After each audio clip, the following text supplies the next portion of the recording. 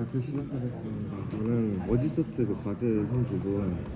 디바이드 컨크로 구현하는 거랑 이터레이티브하게 구현하는 거를 준비했는데, 이게 그 머지소트 기본적인 개념이, 그러니까 따로 배열을 복사를 한 다음에 그걸 머지하면서 합쳐지면서 배열을 정렬하는 거잖아요. 그래서 제기적으로 하는 부분은 일단 TNP로 인식을 생성하고, 그 다음에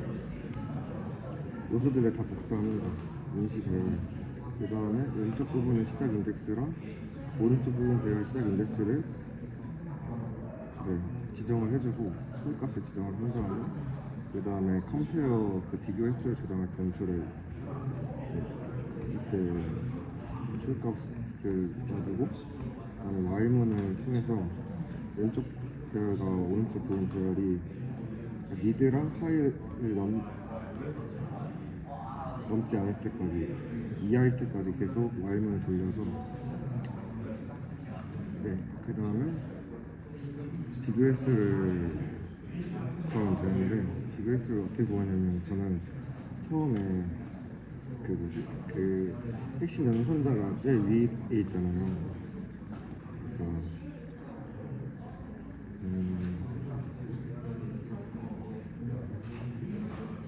왼쪽 배열의 값이 왼쪽 배열 값보다 작은 경우, 작거나 같은 경우 이렇게 있는데요. 저희 비교는 다 하니까 작든 안 작든. 그래서 컴퓨터를 제일 위에 횟수 증가하는 거를 입금을 바로 위에 두고, 그 다음에 증가하면서 계속 이렇게 수업 때도 계속 했던 내용이어가지고, 그래서 그 배열을 정렬을 하고, 또 남은 것들이 있으면 또 그 배열 정렬하는 거를 또 y문을 통해서 구현을 해서 이게 머지 함수고, 머지 소트로 이게 디바이드 컨커로 생각하면 되는데, 왜냐면 나누는 방식을 재기적으로 하냐 반복적으로 하냐 이거거든요. 왜냐면 이터레이티브 할 때도 저는 머지 함수를 똑같이 구현했었어가지고, 머지 소트 할 때는 재기적으로 할 때는 일단 미드를 로우 플러스 하이 하고 2로 몫을 구한 다음에 미드로 나누기 미드로 구하고, 그 다음에 왼쪽 부분 배열하고 오른쪽 부분 배열을 계속 재기적으로 횟수를 계산해서 그렇게 해서 머지에서 계속 컴퓨어 값이 반환이 돼가지고 그 값들을 다 합친 거를 반환하도록 했습니다. 이터레이티브는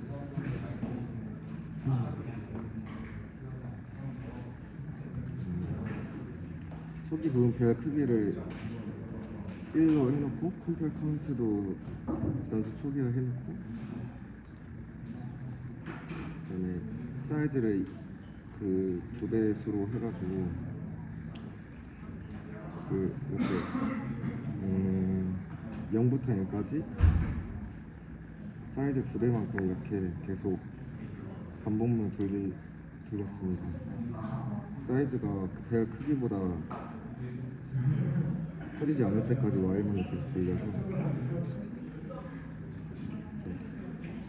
그래서 로우는 i로 하고 미드는 로우 플러스 사이즈 마이너스 1을 해가지고, 만약에 배열의 크기가 8개면 미드는 로우가 0일 때, 그 0일 때 계속 0, 1, 2 이렇게 해가지고, 그러니까 대기적으로 할 때는 탑다운으로 이렇게 큰 거를 계속 줄여서 가는데, 오퍼레이티브 할 때는 이런 식으로 사이즈를 증가시키니까 처음에 그 한 개씩 있다가, 그다음에 배열의 크기가 2개가 됐다가 계속 이렇게 2배수로 해가지고 그때 머지를 계속 써가지고 이렇게 소팅하는 걸로 했고요. 네, 이렇게 세팅하면은 카운트 값이 반환이 돼서 네, 이렇게 테스트 케이스 하고 네, 일단 잘 된 것 같습니다. 이어서 하겠습니다. 저는 오늘 힙 트리 구조를 기반으로 해서 힙 소트 내용을 준비를 했습니다. 일단 우선 그 힙이라는 거는 완전 이진 트리 구조를 기반으로 해서 이제 힙, 예를 들어서 트리 구조를 생각을 하면은 루트 노드가 있고 그 가지에 자식 노드가 두 개씩 껴있는 그 트리 구조를 가지는데 그 부모 노드랑 자식 노드 사이에 특정한 대소 관계를 유지하는 자료 구조라고 말할 수 있습니다. 예를 들어서 루트 노드랑 이제 자식 노드를 비교를 했을 때 각 자식 노드랑 루트 노드랑 비교를 했을 때 루트 노드가 더 크다 그러면 최대 힙을 말하고요. 그 다음에 자식 노드가 더 크면 최소 힙이라고 할 수 있습니다. 근데 십정렬 제가 오늘 얘기할 부분은 최대 힙을 사용해서 할 건데 이제 힙 소트가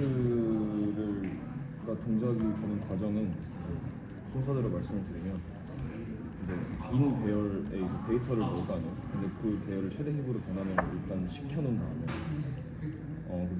맨 위에 루트 노드 제일 큰 값이죠. 그거를 이제 제일 말단 노드랑 이제 바꿔요. 그걸 바꿔서 이제 그 과정에서 이제 그 자식 노드랑 이제 비교가 이루어지는데 그것도 바꾸고 이제 다 바꿨으면 이제 어쨌든 말단 노드의 자리는 없어지고 그 나머지가 이제 트리 구조를 가지고 있으니까 배열이 크기 자체는 줄인 다음에 그 나눈 부분에 대해서 또 다시 이제 힙정렬을 계속 이어나가는 방식으로 그 교환에 저희 보시면은 수도 코드가 하나 있는데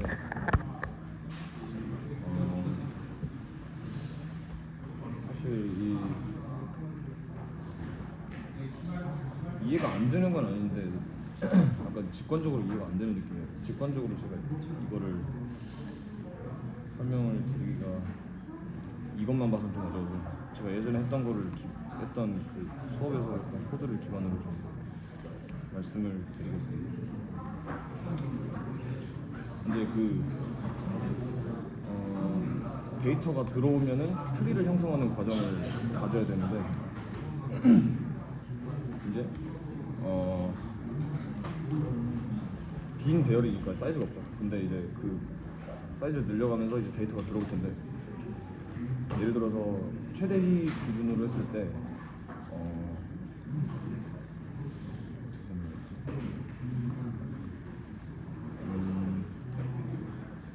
그 중간에 이제 예를 들어서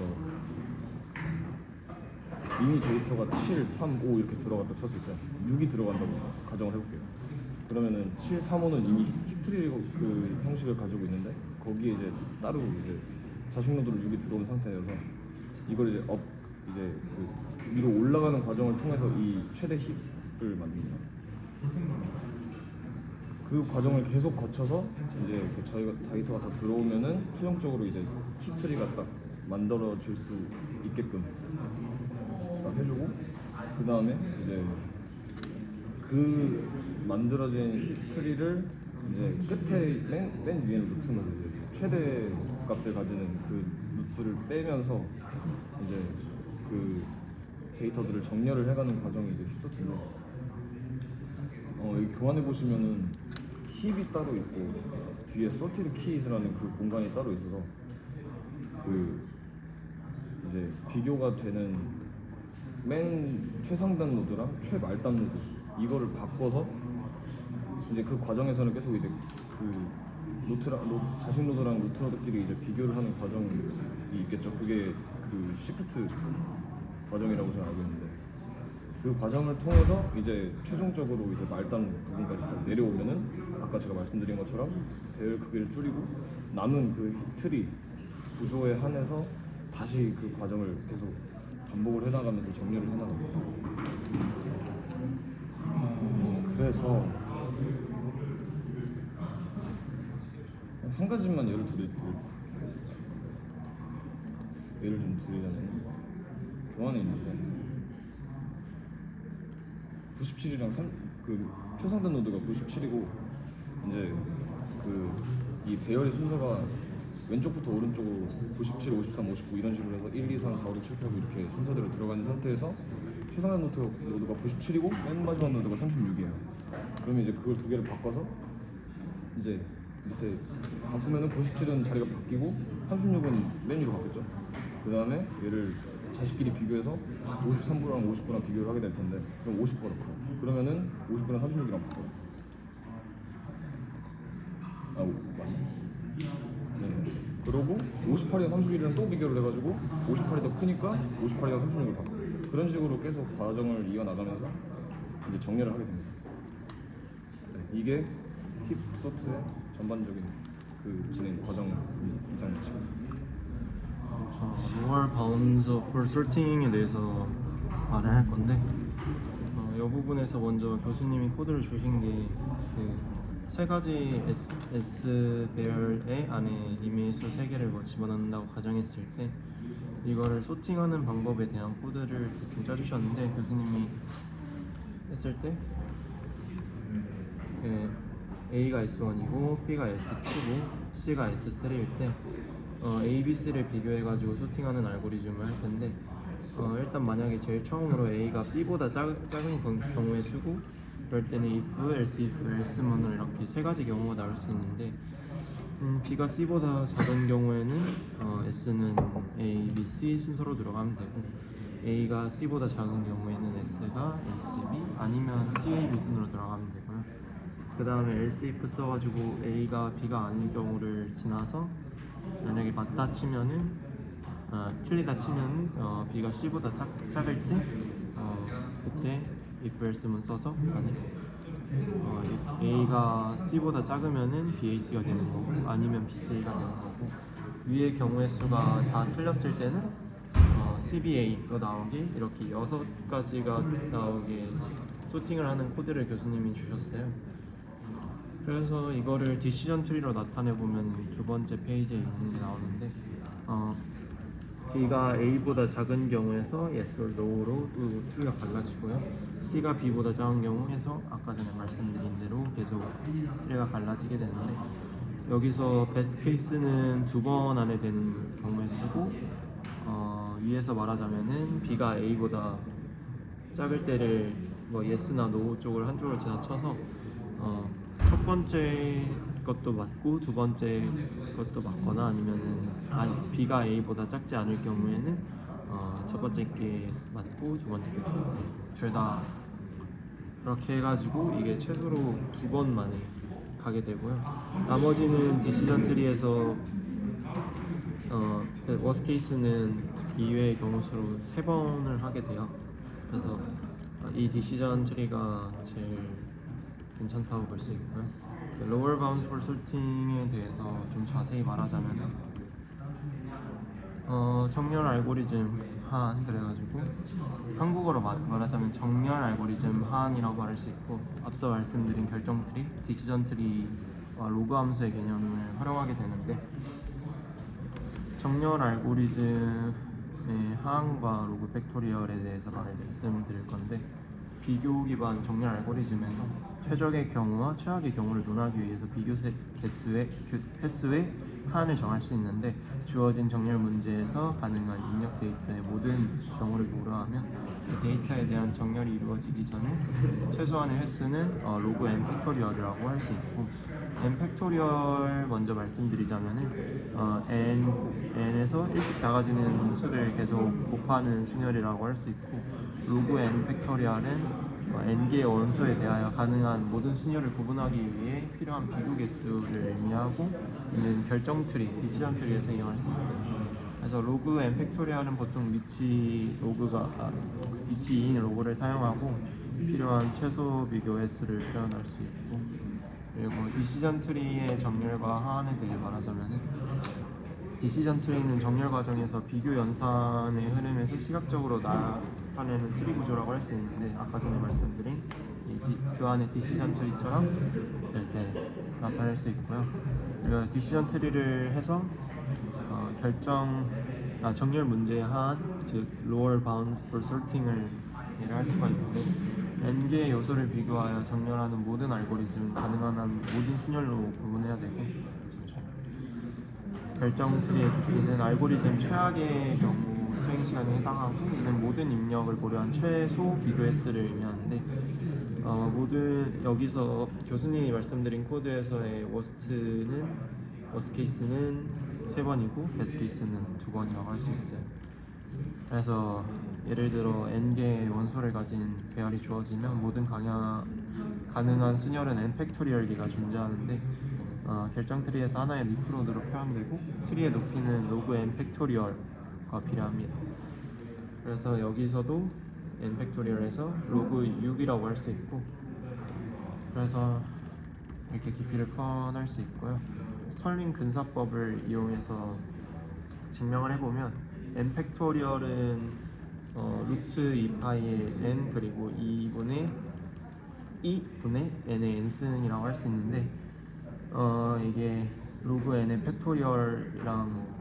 여기에 로그를 취하면은 로그 n의 팩토리얼은 n 로그 n 마이너스 1 해가지고, 그래서 양쪽에 로그를 취한 거니까 거의 같은 값이라고 할 수 있어서 결국에 로그 n의 하는 5n의 가로치고 n의 로그 n이라고 할 수 있고, 결정 트리와 알고리즘에 대해서 예시를 들어보자면, 결정 트리의 깊이는 정렬 문제에서 가능한 최악의 비교 횟수를 나타내는데, 결정 트리에서 루트 노드를 시작하여 리프 노드까지 가는 경로의 길이, 즉 맨 위 노드부터 맨 아래 노드까지 갈 수 있는 최악의 경우의 수라고 말씀드릴 수 있습니다. 그래서 앞서 말씀드린 머지 소트나 흡정렬에서 결정에서 디시전 트리의 깊이가 5의 n 로그 n인 비교 기반 정렬 알고리즘이라고 할 수 있고, 이는 이론적으로 최적의 비교 횟수에 도달한 거라고 할 수 있습니다. 다음 말씀하시죠. 저는 이제 오늘 수업 마지막에 배운 레딕 솔트에 대해서 이야기를 해보려 하는데, 우선 이 정렬 기법은 데이터를 자릿수를 기준으로 정렬을 하는 알고리즘이라 지금까지 저희가 배워왔던 다른 정렬 등과는 다른 부분이 되게 많은 것 같습니다. 그리고 우선 이 개념부터 설명을 해드리자면, 이 정렬 기법 같은 경우에 정수나 문자열 같은 고정된 길이의 데이터를 정렬할 때 이용한 알고리즘이며, 이제 이 알고리즘은 각 데이터의 자릿수를 이제 따로따로 처리를 해서 전체 리스트를 정렬하게 됩니다. 그래서 이제 이 레딕 솔트도 이제 두 가지 방법으로 나눠지는데, 저희 강의 자료 기준으로 이제 아래에 있는 거를 LSD 방식이라고 하고 위에 있는 부분을 MSD 방식이라고 하는데, 우선 LSD 방식은 정렬을 할 때 가장 낮은 자릿수부터 높은 자릿수 순서로 정렬을 하는 방식이고, MSD 방식은 이제 LSD와 반대로 높은 자릿수부터 낮은 자릿수로 요소들을 정렬하는 방식입니다. 그래서 이제 이 두 방식에는 정렬 순서에 이제 차이가 있는데, 이제 LSD는 가장 작은 자릿수부터 순차적으로 처리하고, MSD는 이제 반대로 큰 자릿수부터 순차적으로 정렬을 하는 방식이라고 보면 되겠습니다. 그래서 이제 이 두 가지 방식이 어떻게 작동하는지 살펴보면은, 이제 LSD 방식부터 보면 이제 아까 말씀드린 대로 가장 작은 자릿수부터 차례대로 처리를 하기 때문에 여러 숫자들이 있을 때 이 방식은 먼저 1의 자리를 기준으로 정렬을 하고, 그 다음으로 이제 10의 자리를 기준으로 정렬을 하고, 이제 이게 세 자리 숫자들이었다면 마지막으로 100의 자리 숫자들을 정렬을 해서 최종적으로 이제 오름차순 정렬이 완성이 되고, 거기서 이제 LSD는 낮은 자릿수부터 차례대로 정렬을 하기 때문에 자릿수별로 이제 안정적인 정렬이 중요하다고 볼 수 있습니다. 근데 반대로 MSD 방식은 가장 큰 자릿수부터 정렬을 시키기 때문에, 아까 동일한 숫자 집합이 있다고 할 때 이제 100의 자리부터 데이터를 그룹화해 나가기 때문에 가장 큰 자릿수를 기준으로 그룹화하여 정렬한 뒤 또 그 그룹 안에서 아래 자릿수를 차례대로 처리해 나가므로 이제 LSD와 다르게 데이터가 다양한 길이를 가질 때 더 유리할 수 있다는 점이 있습니다. 근데 이제 아까 LSD 방식에서는 안정적인 정렬이 중요하다고 했는데, 이제 이 안정적인 정렬이 왜 중요하냐면, 이제 LSD는 각 자릿수를 순차적으로 정렬할 때 이전 자릿수의 정렬 순서가 유지돼야만 올바르게 정렬이 되기 때문입니다. 그래서 만약 이제 정렬이 안정적이지 못하다면 자릿수별 정렬이 뒤엉켜져서 이제 잘못된 결과가 나올 수 있는데, 반면에 MSD 방식은 상위 자릿수부터 정렬하기 때문에 이제 하위 자릿수에서 다시 이제 세분화된 정렬이 진행이 되므로 상위 자릿수부터 큰 그룹으로 나누어 처리하기 때문에 순서 보존이 이제 처음부터 필요하지 않은 경우가 많아서 상대적으로 이제 안정적인 정렬이 덜 중요하다고 볼 수 있습니다. 그래서 이제 아까 수업에서도 교수님이 설명해 주셨다시피 이 LSD 방식과 MSD의 성능 차이를 확인해 보면은 기본적으로 LSD 방식이 더 효율적이지만 이게 상황에 따라서 달라질 수 있다고 합니다. 그래서 LSD 방식은 이제 고정된 길이의 데이터에서 훨씬 더 좋은 성능을 발휘를 하는데, MSD 방식은 이제 반대로 큰 자릿수부터 그룹화하면서 정렬을 해나가기 때문에 데이터 분포가 고르지 않거나 길이가 다른 경우에 훨씬 더 효율적인 이 정렬이 가능해집니다. 근데 이제 이 라딕솔트의 한계점을 찾아보면은 이 알고리즘이 부동 수수점이나 음수 데이터를 처리하는 데는 적합하지 않다는 점이 있는데, 그래서 이제 일반적으로 양의 정수나 문자열과 같은 고정된 길이의 데이터를 처리하는 데 효과적이라서 보통 이제 이 정렬을 처리할 때 0부터 시작하는 양의 값들을 판단하고 자릿수를 정렬을 하기 때문에 음수 처리에서 어려움이 있고, 마찬가지로 이제 서로 다른 소수점의 길이를 가진 실수들을 비교하는 경우에도 소수점의 위치가 달라질 수 있기 때문에 부동 소수점에서 비정렬된 자릿수를 가지는 소수들을 비교하는 데는 조금 어려움이 있다고 볼 수 있습니다. 그래서 이제 이 특이하게도 이 정렬은 OD의 n 플러스 k라는 시간 복잡도를 가지는데, 여기서 d가 데이터의 자릿수고 n이 정렬할 데이터의 개수고 k가 각 자릿수에서 가질 수 있는 값의 범위라고 있는데, 이제 일반적으로 이제 다른 정렬 알고리즘들이 그냥 뭐 ON이나 ON 로그 n인 이 시간 복잡도를 가진 것과 비교해서